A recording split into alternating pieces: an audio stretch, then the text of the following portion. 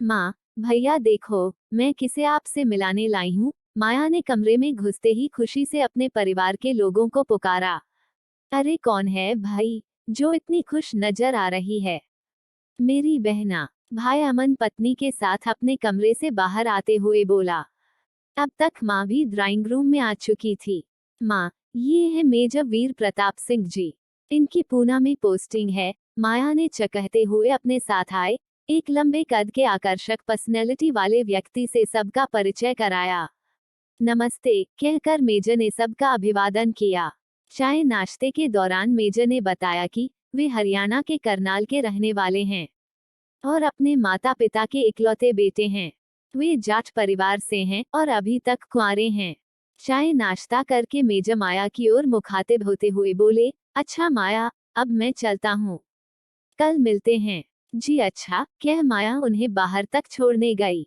Major ने अपनी car में बैठते हुए कहा, 2 से 4 दिनों में तुम्हें अपने माता पिता से मिलवाने की कोशिश करता हूँ। जब माया अंदर आई तो माँ, भाई और भाभी सभी को अपनी ओर गुस्से से देखते हुए पाया। भाभी व्यंग्यात्मक स्वर में बोली, कौन थे ये जनाब? दीदी और हमसे मिलवाने का क्या मतलब था? माँ, ये सेना में अधिकारी हैं। उम्र में मुझसे 10 साल बड़े हैं, इसलिए आपसे मिलवाने लाई थी। एक सांस में सारी बात कहकर माया अपने कमरे में चली गई। यह सुनकर घर के तीनों सदस्यों को जैसे सांप सूंघ गया। सब हैरान से एक दूसरे को देखने लगे। माँ अपना सिर पकड़कर बोली, दिमाग खराब हो गया है इस लड़की का। अब इस उम्र में शादी करेगी और वह भी गैरजाति के लड़के से। हमारी तो बिरादरी में नाक ही कट जाएगी। भाई अमन बोला, बाहर आने दो, मैं बात करता हूँ उससे। भाभी भला कहाँ चुप रहने वाली थी। वह बोली, नंद रानी का तो दिमाग ही फिर गया है। शादी, वह भी इतनी बड़ी उम्र के इंसान से।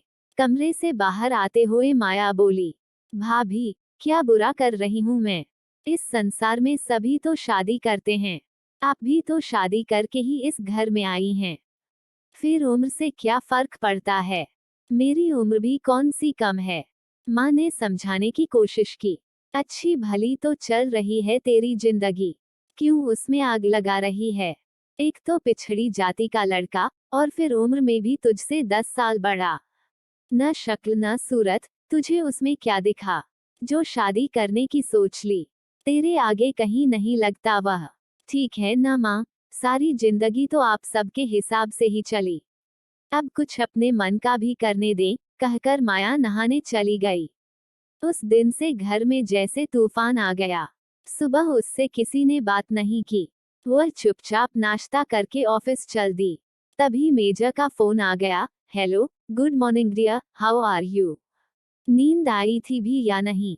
माया ने उत्तर दिया, मैं ठीक हूँ। क्या हुआ, कुछ मूड ठीक नहीं है? Any problem? माया को रोना आ गया। वह रुआसे स्वर में बोली, घर में कल आपके जाने के बाद जमकर कोहराम मचा। कोई मेरी शादी नहीं करना चाहता। ऐसा मैंने क्या कर दिया? मेजर ने उत्साह से कहा, कोई बात नहीं, तुम उदास न हो। ये सब हम बाद में हल कर लेंगे। कल मम्मी पापा आ रहे हैं अपनी लाडली बहू से मिलने, तुम तैयार रहना। यह सुन माया एकदम चौंक कर अपने आंसू पोंछते हुए बोली, कल कल मैं कैसे कर पाऊंगी सब? तुम्हें करना ही क्या है? बस तैयार होकर कल 11 बजे होटल ताज पहुंच जाना।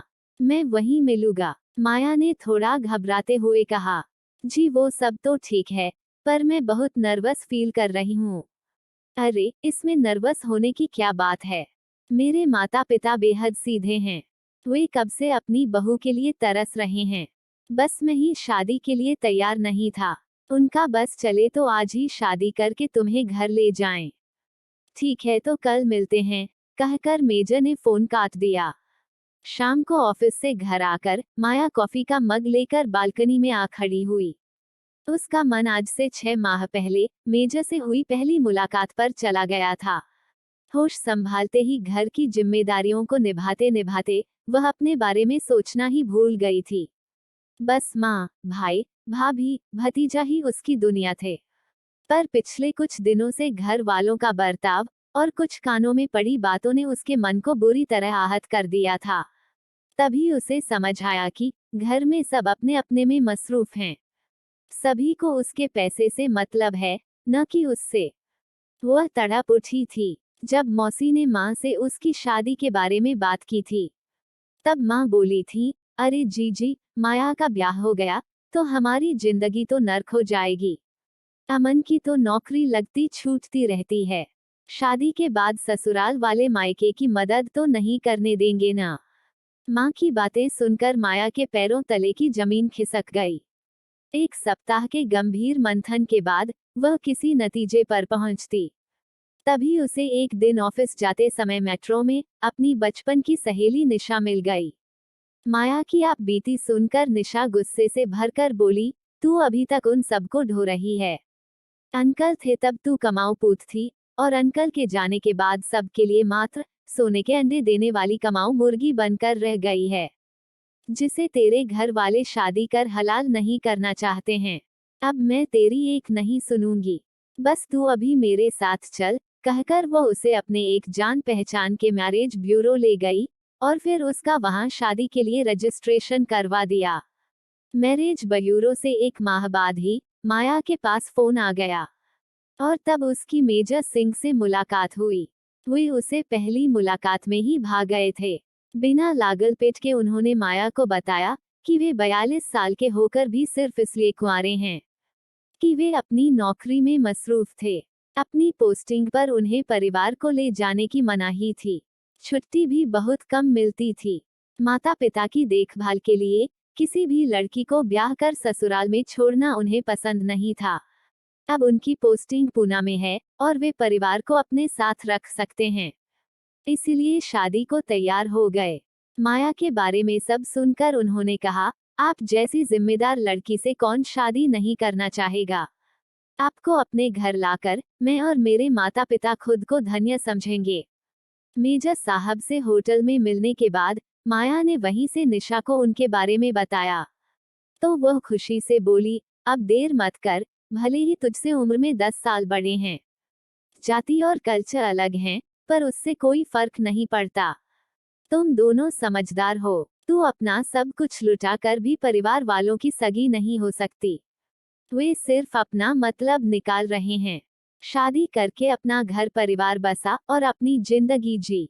मेजर सिंह से कुछ मुलाकातों में ही उसकी समझ में आने लगा कि जीवन साथी के साथ जिंदगी बिताने का आनंद क्या होता है।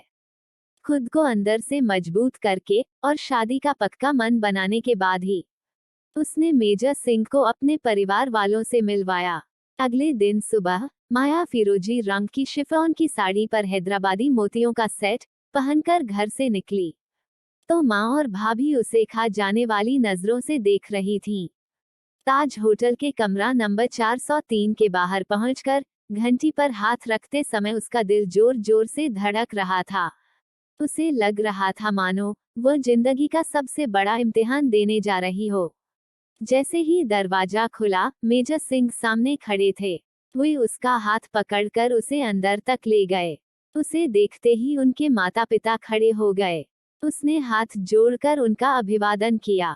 मेजर सिंह की मां ने उसे अपने गले से लगा लिया और फिर बोली, कुदरत का लाख लाख शुक्र है जो उसने हमें इतनी प्यारी लड़की बहू के रूप में दी। इस दिन के लिए मेरी आंखें कब से तरस रही थीं। मेजर सिंह के पिता ने उसके सिर पर प्यार से हाथ फेरते हुए कहा, बैठो बेटा, आराम से बैठो।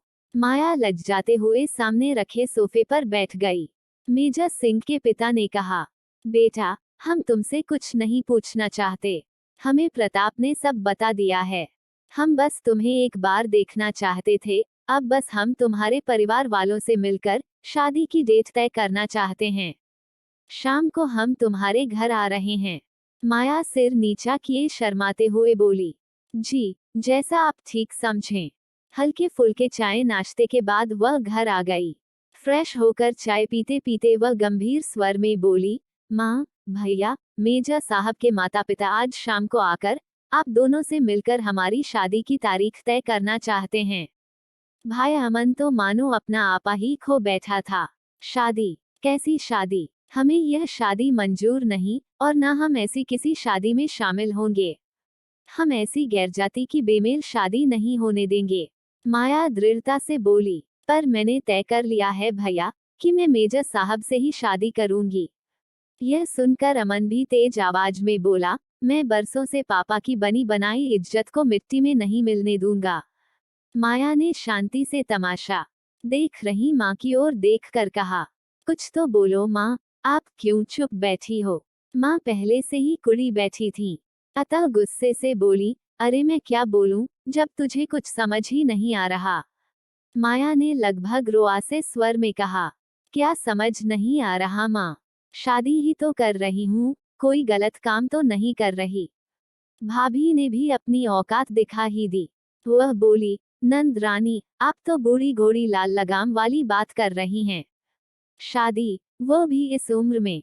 क्यों भाभी, कल तक जब आपके लिए महंगे सूट, साड़ियाँ और गहने लाती थी, तब तो बड़ी प्यारी नंद और बहन कहते कहते नहीं थकती थी आप। और आज मैं बूढ़ी घोड़ी हो गई। असल में आप तीनों ही मेरी शादी करना नहीं चाहते, क्योंकि मैं आपके लिए महज एक कमाऊ मुर्गी हूँ। मेरी कमाई से ही तो आप सब अपने शौक पूरे कर रहे हैं। आप सब अपनी दुनिया में मस्त हैं, कभी किसी ने मेरे बारे में सोचा है। माँ गुस्से से बोली, देख बेटा, अब तू अपनी सीमाएं लांघ रही है। उस मेजर ने लगता है तेरा दिमाग खराब कर दिया है। नहीं माँ, मेरा दिमाग तो अब तक खराब था, आज ही ठिकाने आया है। याद है पिछले महीने जब मौसी ने मेरी शादी की बात आपसे की थी, तो आप ही कह रही थी कि माया की शादी कर दी तो हम कैसे रहेंगे, उसी से तो घर चलता है। बताइए, इसलिए तो आपने कभी मेरी शादी के बारे में नहीं सोचा। अमन ने थोड़ा नर्म होते हुए कहा, छोटी बस कर, बहुत बोल ली तू। इस उम्र में ये शादी वादी के सपने देखना छोड़ दे। चैन से नौकरी कर और सबके साथ रहे, जैसे अब तक रहती आई है। भैया आपको याद है, आप और भाभी हमेशा हर नई फिल्म का पहला शो देखते हो। पिछली बार जब आप कोई फिल्म देख कर आए थे और भाभी से मेरी शादी की बात कर रहे थे, तब भाभी ने कहा था कि दीदी की शादी हो गई तो हमारा खर्चा नहीं चलेगा, इसलिए जैसा चल रहा है चलने दो। और आपने कहा था, यह तो है, मेरी तनख्वाह से तो हमारा घर का गुजारा नहीं हो सकता, फिल्म देखना तो दूर की बात है। माया ने गुस्से में कहा, भैया आप अपनी दुनिया में इतने व्यस्त हो गए कि मुझसे 5 साल बड़े होकर भी आपने कभी मेरे बारे में नहीं सोचा। माया ने गुस्से में कहा तो भैया और भाभी निरुत्तर होकर एक दूसरे का मुंह देखने लगे। माँ ने अपना आखिरी दांव चला, देख बेटा, अब इस उम्र में शादी के सपने देखना छोड़ दे। एक तो गैरजाति का लड़का, ऊपर से उम्र में 10 साल बड़ा। ये लोग बड़े चालाक होते हैं, लड़कियों की कोई इज्जत नहीं होती इनके यहाँ। मुझे तो लगा वे बस तेरे पैसे के लालच में शादी करने की बात कर रहे हैं। तू पछताएगी। नहीं माँ जी, आप गलत सोच रही हैं।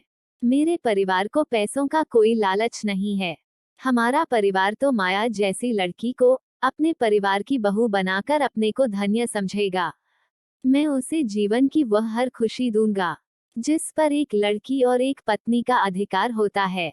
शादी के बाद भी यह आप लोगों पर खर्च करना चाहे तो मुझे कोई आपत्ति नहीं होगी। मेजर सिंह की आवाज सुनकर माया चौंक गई, जो दरवाजे की ओट में खड़े न जाने कब से घर के सदस्यों की बातें सुन रहे थे। माया ने अचकचाते हुए पूछा, आप यहाँ कब आए? माया, तुम जल्दीबाजी में अपना मोबाइल होटल में ही भूल आई थी, मैं इसे देने यहाँ चला आया। अब मुझे लगता है कि मेरे मम्मी पापा को शादी तय करने के लिए यहाँ आने की जरूरत नहीं है। और मैं आप सब से भी कहना चाहता हूँ कि आज से, बल्कि अभी से, इसके जीवन का हर सुख दुख मेरा है। मैंने आप सब लोगों की सारी बातें सुन ली हैं, और अब मैं इसे यहाँ आप लोगों के बीच एक पल भी नहीं रहने दूंगा। माया, चलो मेरे साथ, हम दोनों शादी कर रहे हैं। आप लोगों को यदि उचित लगे तो आशीर्वाद देने आ जाएगा। शादी 1 माह बाद अदालत में होगी। उतने दिन माया मेरे घर में मेहमान की तरह रहेगी।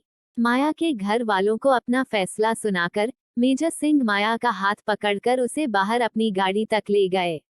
माया तब तक अपना सामान पैक कर चुकी थी। परिवार के तीनों सदस्य धूल उड़ती गाड़ी को चुपचाप जाते देखते रह गए।